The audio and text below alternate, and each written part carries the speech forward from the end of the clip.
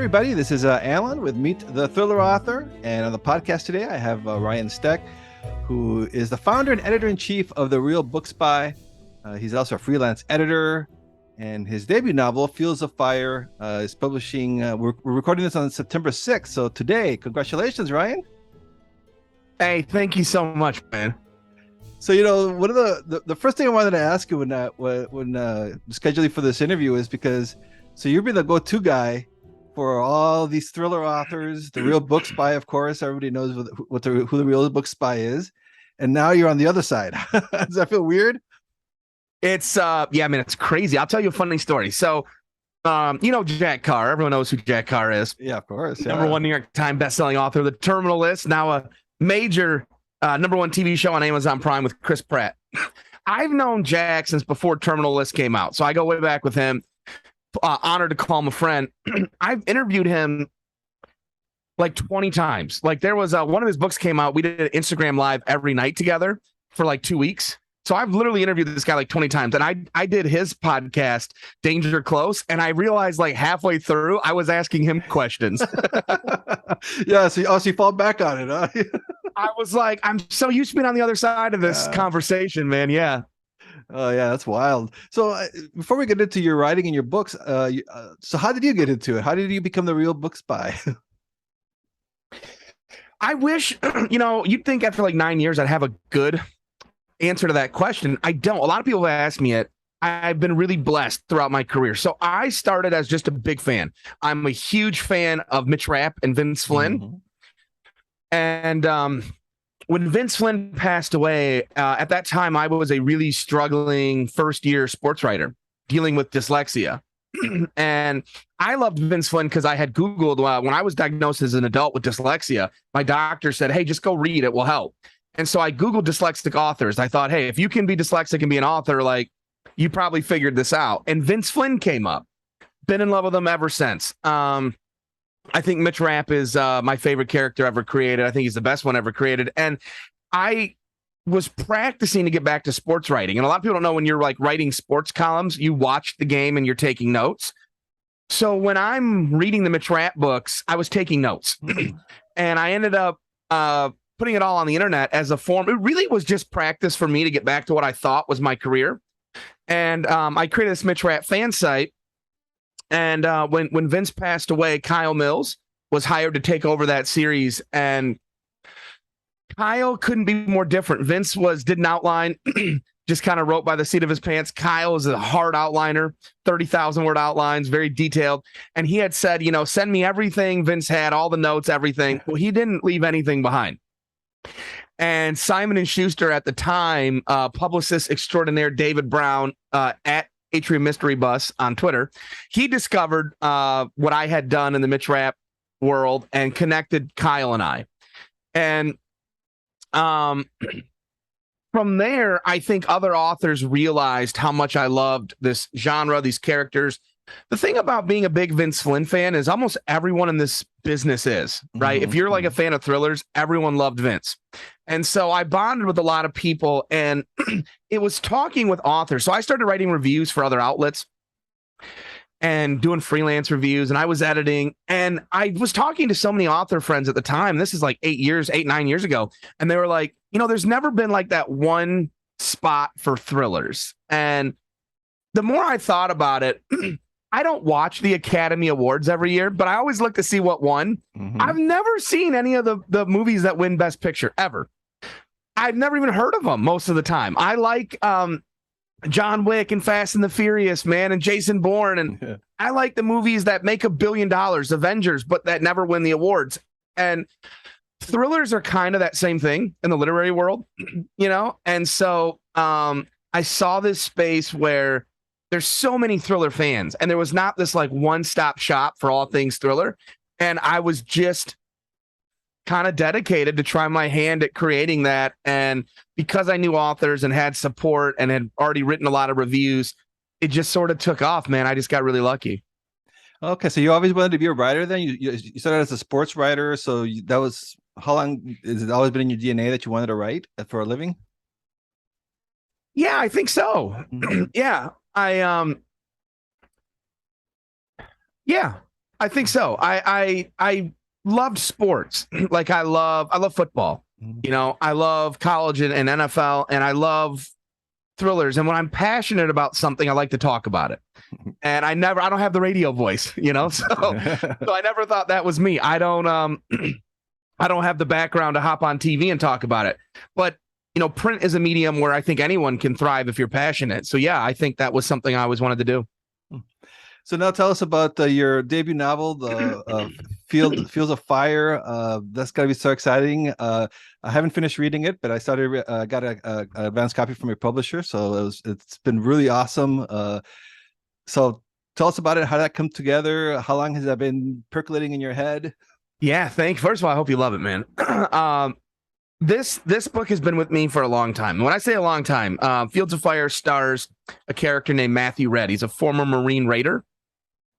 I first created him in 10th grade. I was in an English assignment. 10th grade English, we had a creative writing class, and we had an intern. And this intern, her name is Shay Vanderstelt Wentz. She's very near and dear to me now. I love her to death. But many years ago, she was new. She assigned us this writing assignment that was so open-ended. Like it was like, write about whatever you want. You can swear, there can be violence, you can do anything you want. Now we're in high school, man. I'm in 10th grade. I was like 15 at the time. No one ever told me I could do that. It was like I'm cutting loose. And I remember I had friends that were just excuse me, they were just excited to like swear and you know, right. And I was like, I took this seriously. Like I was like, I need to go home and plan this story out. And I wrote about this teenage vigilante named Matty Red, who protects his school from an attack. Turned it in, and I can literally still remember the next day. I didn't know this assignment would be peer-to-peer. So this poor kid named Trenton Hearn had to read my story out loud in class the next day. And he kept looking at the teacher like, should I be reading this? Because this feels dicey, you know? Next day, I got called down to the principal's office, and the superintendent was there. My parents were there, and they were like, you know, he went way overboard with this. Like, we have to suspend him. And I had those parents, like, I got in trouble a lot in school for goofing off. I had these parents who are like, if you're in trouble at school, you're in trouble at home. This is the one time I wasn't in trouble at home. My parents were like, he did the assignment, right? And he actually wrote it very well. And they were like, well, it's way too much violence, way too much language. We can't not suspend him. So I got a week-long suspension. And the joke that I keep telling, that principal is now the principal for my children. I have 6 kids. And I told them, you know, joke's on you. I got a week off school and a book deal out of this. So now in my adult life, I got thinking one day about 6.5 years ago, what would Matty Red be up to now? You know, and I have a different perspective on life as an adult, as a father. What would his life look like? And at the same time, I knew I wanted to write a book. I still freelance edit for everyone from New York Times bestselling authors right on down to hopeful debuts, people that reach out looking for help. I still edit, but I've covered like 2,000 books. I've edited a lot. And I kept thinking, what on earth could I write that wouldn't be close to anything I've worked on in any capacity? Because I never want to put a book out and people are like, oh, you must have got that from, you know, whatever. And so it hit me one day that we never see Mitch Rapp. We never see Jason Bourne out west. We never see that. And I thought, you know, that's where I'm going to send Red. So my hero, Red, all grown up now. He's been with me a long time. And 6 years ago, yeah, I started the first draft.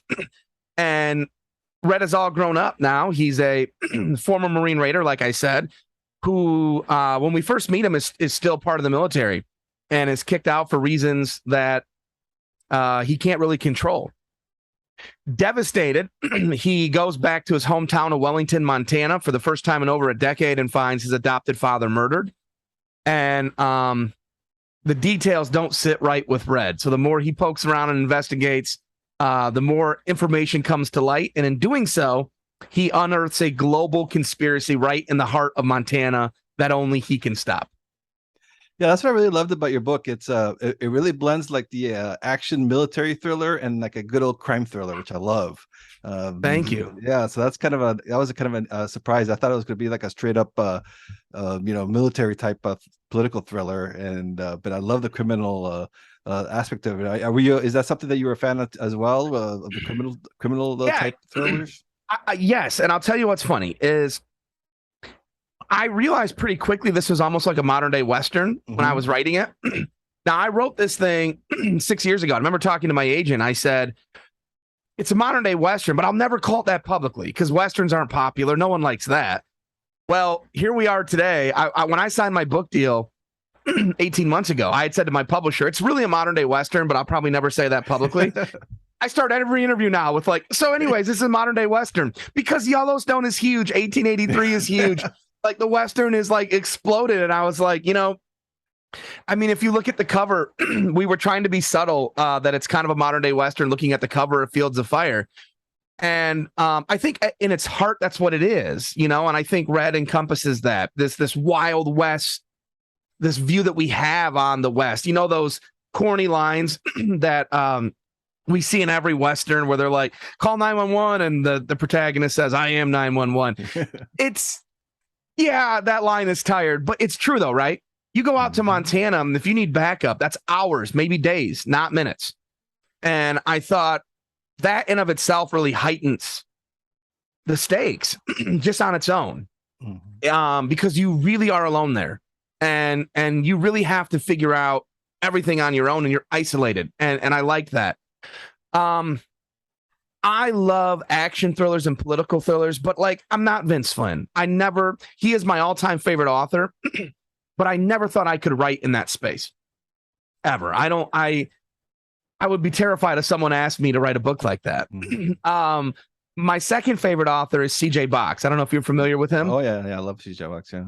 So Chuck is another guy I get to call a friend. And when I told my agent, again, 6 years ago, I said, I'm going to write a book that's going to be Vince Flynn meets C.J. Box. And I remember he said to me, like, the hell's that look like? And I said, give me like a year. We're going to find out. I didn't know if I could pull it off, but that was what I was going for, was Vince Flynn meets CJ Box. And I love that CJ Box writes modern day Westerns that are also crime thrillers. And some of his are more political thriller, more action thriller. And I just like that variety. And I think Montana is the perfect place where you can get away with doing a little bit of all that. Yeah, it's cool that you're hitting this new popularity at the beginning versus when it's going down. Yeah, it worked out pretty well. Good timing, man. Good timing. So everyone's like, "Oh, Ryan, yeah, he's a smart guy. He's jumping into that because it's popular now, not knowing that you've been working on this for years." Yeah, I mean, I got lucky with that. I'm usually really bad with like headline beating. I don't know. So are you familiar at all with the Georgia Guidestones? Have you ever heard of the Georgia Guidestones? No. So, all right, Google them. And if you're listening to this, go back and Google it. It's this crazy thing that's shrouded in mystery that no one really knows where they came from. But it's like, just Google it. Trust me. It sort of feeds into the plot for Fields of Fire. So I don't want to give anything away. But I opened the book with the Georgia Guidestones originally. And just recently, they were blown up. And it was all in the news. And I called my agent very excited and was like, yes, like this is awesome for me, right? Because people are probably going to want interviews. Like, this is all in my book. And he was like, yeah, but you took that out. And I was like, no, I didn't take that. I would never do that. I left that in. And he's like, no, you took it out. And I literally ran here into my office and grabbed one of the galley copies, the early prints of Fields of Fire, and I opened it and it was gone. And I was like, you've got to be kidding me, man. That was like my shot to beat a headline, So yeah, it feels good to have arrived. I think we're going to see a lot of authors trying their hand at more modern day Westerns, even if they don't say that's what they're doing. I think you're going to notice a nuanced shift to people trying a little more because it is so popular right now. Yeah, is it Taylor Sheridan, right? He's the one who's doing those the movies, the Hell. I can't remember. Hell and High Water. Yes, love that one. That was great. Wind River. Yes. Yellowstone, 1883. The new one, I can't remember what it's called. It's a date, but it's got Harrison Ford, Helen Mirren. Like, oh wow, yeah. It's crazy, man. We're seeing that explode, and so for me, yes, I was sitting there like this could be good timing. For a business, you're like yes. Yeah, you're not wrong. Yeah. So now, so what about your writing process now? Do you? We talked like Kevin Mills, who does like 30,000 word outlines. Do you outline? Do you write by the seat of your pants? What's your process like? Well, I'm not an outliner, but So kind of forced to be. And this, I say this jokingly, but it is true. So I told my agent, I signed a 2-book deal. Fields of Fire was done. I was going to write book 2. It's called Lethal Range, comes out next August, which is done and turned in and everything. But when I was going to sit down to write it, I said to my agent, I'm not going to do an outline. And he's like, well, the publisher needs an outline. And I was like, yeah, but I can't do one. I'm just going to write it and turn it in. And he's like, so you have a payment tied to turning your outline in. And I was like, oof, I'm going to have to write an outline. Okay, I'm an outliner. So let me figure that out. And it also, fully transparent makes me a hypocrite, because when I'm an editor, I tell all my clients we need to outline. And that's really so I can get involved early and I can look at the story and the plotting and raise red flags and, help along the way, the way I'm seeing it. But for myself, when I launched the Book Spy and I was editing full time, I was working 100 hours a week. And I'm not joking. There's like 7 years I never really had a day off, other than like maybe here and there. So I kind of worked myself to death, and I just work better when I'm constantly busy. However, I don't have all day to sit down and write. Still running the Book Spy, still editing. I'm now a Twitch streamer, by the way. So I stream on Twitch every night, which is growing a community there and getting to know readers and people. So here's what I do. I can't sit down at a computer to write unless I know exactly what I'm writing. So I write about 2 hours a night. My schedule, I usually get up really early. I do Book Spy stuff. I start reading a book. Lunchtime rolls around. I do editorial calls, stuff like that with clients. I'm thinking every day. I try to write a chapter a day, 2 hours, write 1,500 to 2,000 words. If you do that consistently, in 2 months, you have a first draft. 100,000 words is pretty standard length for a thriller novel. So I think all day, what's the chapter I have to write? What's the scene I have to write? And I let it play in my head over and over until I get it just right. And then usually I stream from like 8 to 10 p.m. Eastern. When I'm off stream, I usually write from like 10 to midnight, and then I go to bed. And from 10 to midnight, man, I just sit down and I let that scene play, and I just write it out as fast as I can. And then I literally go to sleep thinking about tomorrow. Like I usually will put myself in a corner, I've had a lot of calls with my publisher where they go, "Hey, Ryan, this is really great. We can't wait to see how you get read out of this jam." And I'm like, "Me too." I hope I can figure it out. And I wake up, I'm brushing my teeth in the shower, like thinking about it. What am I writing tonight? And so I spend all day on my other jobs, right? And thinking about this, and then 10 p.m. rolls around. I sit down and just start cranking it out. It doesn't have to be good. There's a saying in our industry, you can fix bad pages, you can't fix blank pages. So I know if I just get that first draft out in like 2 months, I can edit it for as long as I need. I can cut, I can add, I can tweak, I can make it better. But if I just get the story out, I can see it, I can move it around, I can do whatever I have to, and I can fix it. But I just got to get it out. And so that's my process. I don't think it will work for everyone, but I do believe that writing every day is essential. And yeah, now you mentioned though that your second book is coming out next year. Is that a different? Is this part of the series, or is that a different? Yep. Oh, okay. So it is number 2. All right, awesome. Second Matthew Read book. We're really hoping that we get a renewal for more books and to keep this series going. My plan is to be writing Matthew Read thrillers for a long time. I literally had sat down and sketched out like the first 7 books. So I kind of knew where the series was going, what's happening. I'm really proud of Fields of Fire. Like I really, really am. And so I feel bad saying this, but I'm so pumped up about next year's book. The first books are tricky because you're introducing characters, you're world building. Book 2, you're bringing readers back, hopefully. So they already have an understanding of the characters, the setting and all that. And you can just go for it. And Fields of Fire, again, very, very proud. I'm not taking anything away from that. I'm really proud of this book. But book 2, Lethal Range, is I really went for it. There's more action, more explosions, stuff like a little bit more of what you'd see from maybe like a Vince Flynn action-wise, but again, still right in the heart of Montana. Oh, love that title, Lethal Range. Pretty cool. Thank you. And so, Another writing question that I always have for my guests, because I'm Snoopy. So what do you use to write? You use Word or use some other software program? Yeah, I use Word, and like I have clients that swear by other softwares and Scrivener and everything else. And that's fine, but I've been in the industry a long time, and all the publishers, everyone uses Word. Yeah. So it's like you can use whatever you want to write it, but like when it gets to me to edit it, it's going to need to be in Word. So I just work in Word. Would it be easier to write in other software programs? Potentially, but I think the learning curve for me, again, I just need to be able to sit down and write, get this scene out every day. And that's so for me, that's what I do. But I have a lot of clients that write by hand and then put it in. Yeah, I do. I have a lot of author clients and author friends, by the way. Daniel Silva is another guy I absolutely love. Him and his wife, Jamie Gangle. Daniel Silva is probably, in my opinion, one of the top 2 greatest spy novelists of all time. Yeah, I agree. He writes every draft by hand. Nelson DeMille writes by hand. Like, it's crazy. I could never do that. So to me, like, they're like the ones that are like, I feel like people look at me, they're like, you still use Word? And I'm like, listen, Daniel Silva's writing by pencil and paper. Okay. So I'm with the times. Let's at least acknowledge that. But yeah, I've played around with Scrivener a little bit. I think there's tools and other programs that could help newer writers, but for me, I just use Word. And what about the research? Do you put in a lot of research? What's your research process like? Yeah, a lot, because I don't know everything I'm writing. Thankfully, being a book spy, being an editor I have a lot of connections. I had a pretty healthy Rolodex of people to call on. I already said Jack Carr. I bothered him a lot for details. I'm not former military.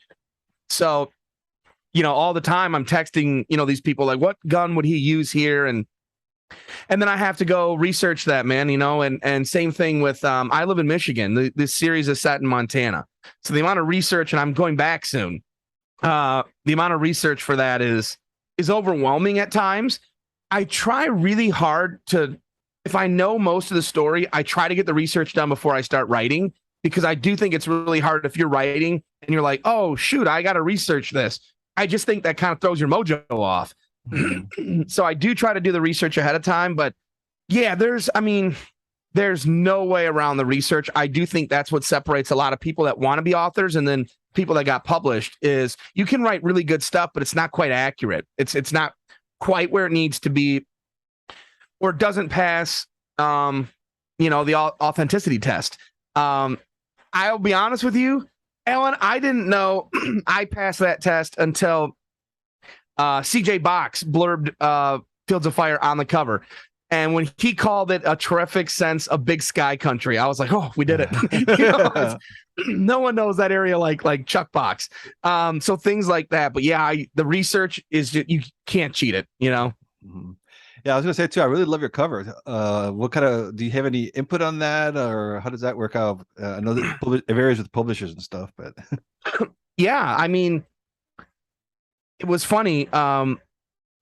When we sat down to do the cover discussions for Fields of Fire, my publisher, they're so great to me, Tyndale House. I love everyone there, and they're so supportive and great. And they were like, Ryan, you've worked on so many books. You probably thought and know exactly what you want this to look like. And I was like, yeah, actually, I really haven't thought about it, to tell you the truth. Like, that probably sounds bad, and even worse, I don't know what I like. I just know what I don't like. Like, I'm not visual enough, like, from an artistic standpoint, to know what will look good. And so I sit in these meetings with the design team and I just throw crazy stuff at them. And they're like, how do you think that will turn out? And I'm like, I don't know, look forward to seeing it, God bless them, because they came back with like, the guy who does my covers, his name is Dean at Tyndale, and he gave out like 5 samples. And the way it works is you take those samples and you pick the one you like, and then you can start tweaking and changing. And it's like, we all agree this is the direction. And with Fields of Fire, it took shape pretty quickly, man. We had some discussions. Everyone sort of agreed the color scheme made sense for Red. The character name is Matthew Red. Mm-hmm. Fields of Fire, you think of Red. So that one was easy. I wanted mountains on it. That wasn't on it originally. wanted to play up the sky a little bit, but like very simple things. The cover process was so painless because they're all so good at their jobs that it made me, all I just did was like sit there and like, yeah, I like that. I don't, it was so simple. I will tell you though, and again, I hate to sound like I'm minimizing Fields of Fire, but the cover for Lethal Range that we're going to be unveiling real soon is like absolutely blows me away. So they nailed it again. But you can see behind me, I have the cover on the wall, and I really like it, man. I think it turned out great. I wish I could like say, oh, that was the conception I always had, like from the beginning. No, not at all. That was all the art people at Tyndale. Yeah, well, that's good. That's their job, right? That's the pros. Let them come up with it, and then that's awesome. All right, so Ryan, I know you're super busy today with your pub day, so I'm not going to take too much of your time. One question I always ask of my guests, and you're a good one because you've been an editor and you've reviewed thousands and thousands of books. So, what advice do you have for aspiring writers, thriller writers that are listening to the podcast? Write every day. People say write what you know. I don't necessarily believe. If that were true, I'd be writing books about writing books. Write what you want to read, because if you're having fun writing it, people will have fun reading it. That's the thought process. If you're not having fun writing it, no one will have fun reading it. Beyond that, work hard, write every day, because the more you do it, the better you get at it. And then if it's something you're really serious about, and this is not like a plug for myself, but anyone, get an editor, get someone, because you can never judge your own work. I can't. I'm a full-time editor and a critic, and I still don't know if my stuff is good. I rely on my agent, John Talbot, who was also an editor early on in Clancy's career, and my editor at Tyndale, Sarah Risky. I can't judge. When I finished book 2, I was really excited, but I was like, I don't know if this sucks or not. Like, you need someone else to tell you. Your brain will always read your own work the way you meant to write it. You will never know. And I do this all the time as an editor, man. People send me stuff, and there's absolutely no visual descriptions. And I'll ask them, like, what's this setting look like? And they'll explain it, and it's beautiful.